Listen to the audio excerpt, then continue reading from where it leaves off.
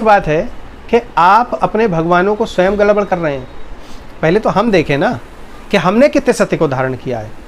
जब आप ही लांछन लगाने पे तैयार हो, आपकी तो पुस्तकों में लिखा है 16,108 रानियां, आपने कभी उस पुस्तक के ऊपर आक्षेपित किया? आपने कभी उस पुस्तक को बाहर निकाला? आपने कभी उसके रचनाकार से, अपने मठाधीशों से पूछा ये क्या लिखा है?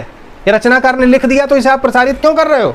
कभी आपने प्रश्न किया उस योगेश्वर कृष्ण पे जिसने जन्म से लेकर मृत्यु पर्यंत कोई भी गलत कार्य नहीं किया?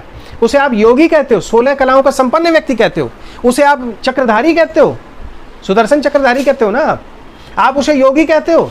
और उस योगी के ऊपर जब आपके लोग बड़े बड़े मंचों पर बैठ करके जब कहानियों में इन सब प्रकरणों को छेड़ते हैं कि ये चुरा लिया, ये उठा लिया, वो मटकी फोड़ दी, ये कर दिया, वो कर दिया, तो आपने क्या उनको कभी प्रश्न किया है? जब आपने प्रश्न नहीं किया तो संसार तो आपकी उन्हीं बातों को उठाएगा। भाई हमें तो जो दुर्गुण आपके अंदर दिखेगा वही तो हम कहेंगे आप पे। तो आप अपने दुर्गुणों को स्वयं से हटाइए, पहले आप हटाइए तभी तो दूसरे हटाएंगे। इसलिए पहले हमें सुधार लाना पड़ेगा।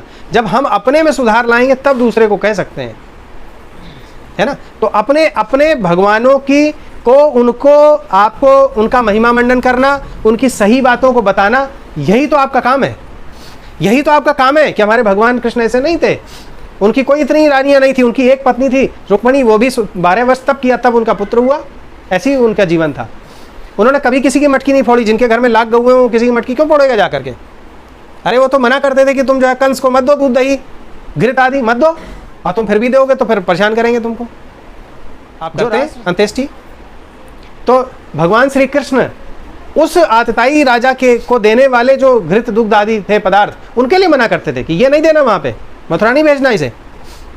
और उसके मना करने के लिए आप उसे यदि यही कर लो कि वो तो मक्खन चुराते थे। जिसके घर में 1 लाख गऊ है मक्खन चुराएगा? है आपने चोर बना दिया उसे, आपने उसे कपड़े चोर बना दिया, आपने उसे रास रसैया बना दिया, आपने चूड़ी पहनाने वाला बना दिया, आपने 16,108 रानियां। क्योंकि इतना उत्तम चरित्र है उनका, इसलिए मुसलमानों ने मुगल काल में ये सब घुसेड़ दिया। और आज आप उसी को महिमा मंडन समझकर उसी को गा रहे हैं, क्योंकि आप समझते ही नहीं बातों। तो इसका यूज करिए बुद्धि का। बुद्धि तो बता रही कि हमारे भगवान कृष्ण से नहीं हो सकते। अगर उनका उत्तम चरित्र देखना है तो महाभारत में देखिए, उत्तम चरित्र देखना है तो गीता में देखिए, किसने मना किया है? लेकिन आप उसमें नहीं देखते।